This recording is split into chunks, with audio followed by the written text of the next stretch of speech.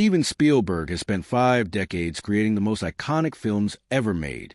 But even he admits there are only 6 actors who truly stole his heart. In a career filled with legends, blockbusters, and Oscar winners, Spielberg's personal favorites aren't always the ones fans expect. Now, at this stage of his life and legacy, the director finally opens up about the performers who shaped his storytelling the most. Are you ready to meet these 6 actors? Harrison Ford, T.O. the world. Harrison Ford is embodiment of adventure. Han Solo, Indiana Jones, the rugged icon of modern action. But for Steven Spielberg, Ford has always been more than a role. He's a guiding presence, a cinematic lodestar. He is the kind of collaborator who knows instinctively when to take charge and when to trust the director. A man whose very presence shapes a film as profoundly as the script or the camera's gaze. Their journey began with a hat, a whip, and a grin, Raiders of the Lost Ark. And from that instant, a quiet, steadfast bond was born, one built on mutual respect and unspoken loyalty. Spielberg once said, "Harrison brings confidence into a room, and when the camera rolls, that confidence becomes Smith." Ford was already Han Solo, the charming, roguish hero. But Spielberg recognized something deeper, a grounded, unshakably human core beneath the legend. In Raiders of the Lost Ark, he became the blueprint for the modern action hero. He stumbled, he bled, he groaned, and each time he rose again. The shoots were punishing, physically grueling. Yet Ford never faltered. On Indiana Jones and The Last Crusade, Spielberg recalls Ford insisting on performing a stunt himself. No doubles, no shortcuts that, if I get hurt, Ford said, you'll know it was worth it.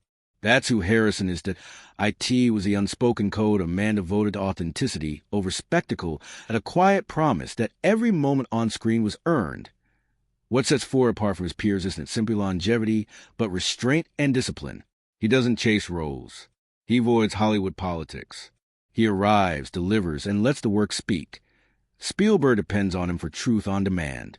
Whether it's a precise timing off comedic pause, the weight of a fight scene, or the nuanced flicker off human emotion under pressure, each time Ford brings steadiness and life to the frame, turning every scene into something lived in, tangible, and unforgettable.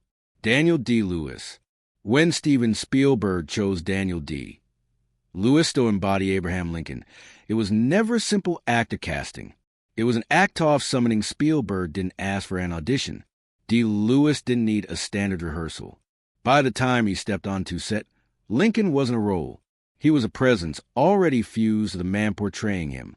What entered the soundstage was not Daniel Day, Lewis in custom, but the 16th president, alive again through sheer will and artistry.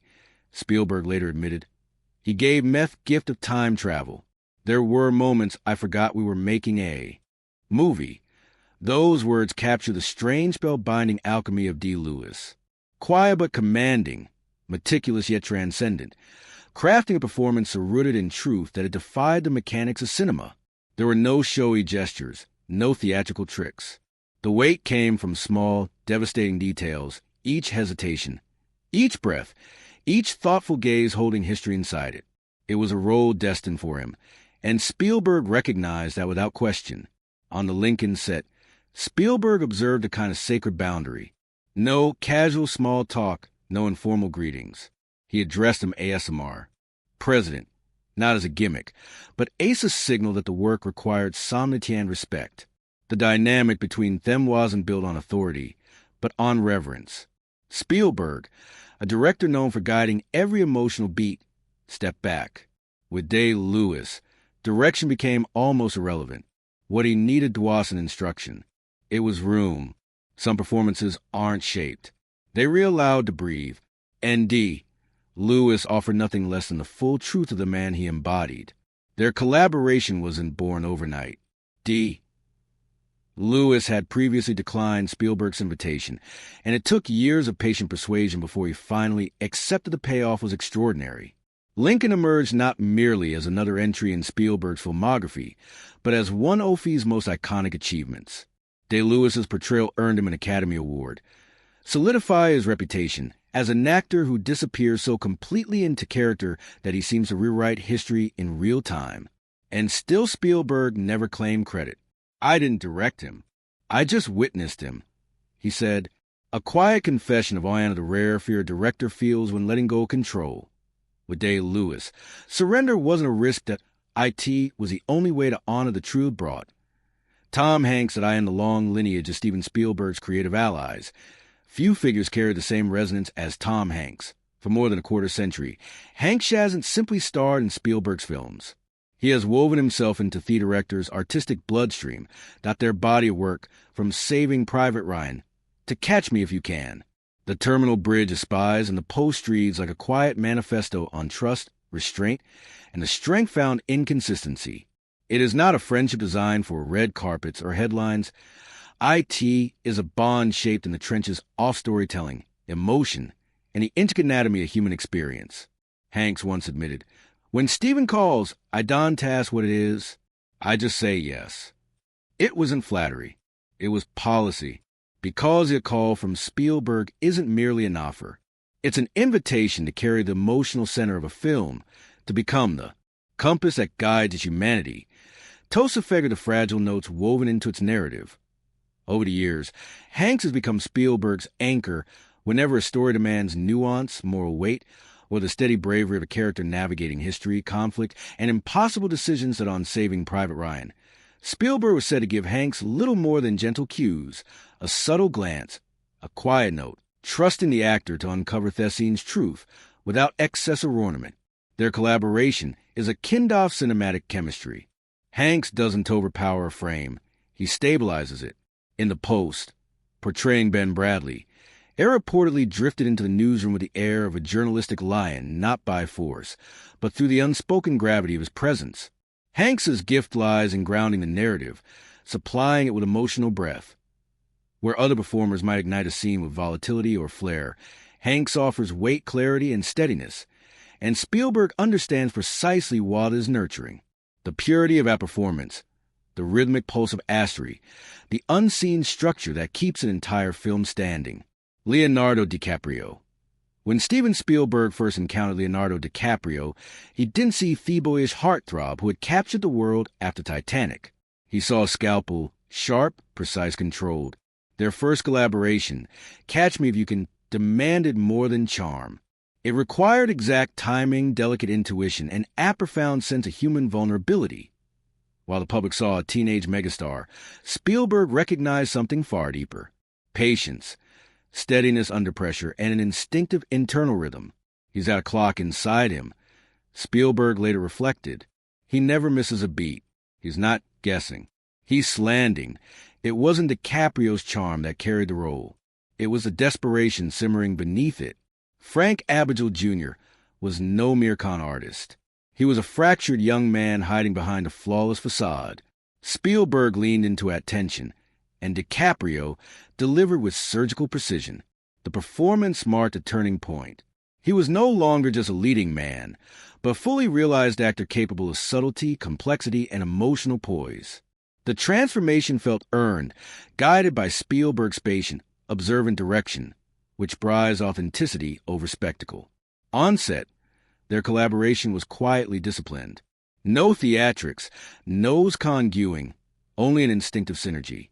Spielberg has often marveled at DiCaprio's process, how he mapped out every scene, asked questions others overlooked, and despite being the youngest on set, carried the weight of the production with composed authority. Every glance, pause, and gesture was deliberate, as if sculpted from the air itself. Talk of future collaborations, be it a Howard Hughes biopic or a tense courtroom drama, never fully materialized. Yet, DiCaprio remains one of the rare young actors Spielberg consistently praises. Discussing The Revenant, he called DiCaprio's performance devastating, a testament to the actor's ability to contain chaos in his eyes and silence in his voice. For Spielberg, the door remains open. The promise of extraordinary work between them is unfinished, waiting for the right story to awaken it. Meryl Streep. Steven Spielberg waited nearly 40 years to direct Meyer Street. When it finally came to fruition in The Post 2017, it was never merely casting. It was the culmination of decades of admiration finally realized on screen. Streep, already a 3-time Oscar winner and a towering force in Hollywood, stepped into the role of Katharine Graham with an effortless authority that belied the stakes. And this is no longer me father's company. It's no longer my husband's company. It's my company, Shaynand, instantly transforming historical weight into something intimate, immediate, and vividly human. For Spielberg, directing her was both a thrill and a revelation.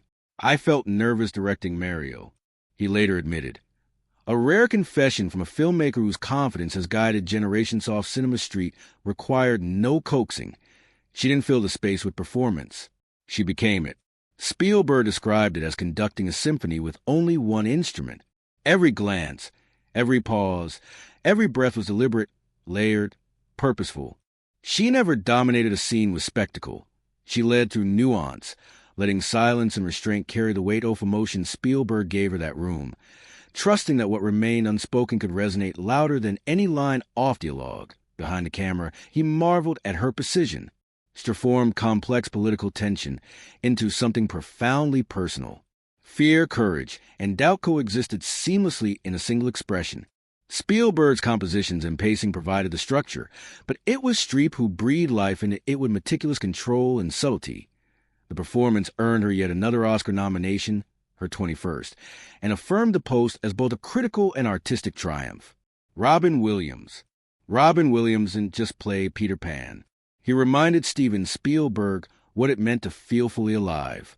On Hook, Spielberg faced one of the most grueling shoots of his career. The production was overambitious, behind schedule, and chaotic. For a director who thrives on precision and control, the experience was exhausting, even overwhelming. Yet, in the midst of the stress, Robin Williams became something Spielberg hadn't anticipated. The emotional heart, not just of the film, but of the director himself. Williams would call Spielberg every night after filming, not to strategize, not to discuss the day's work, but simply to make him laugh.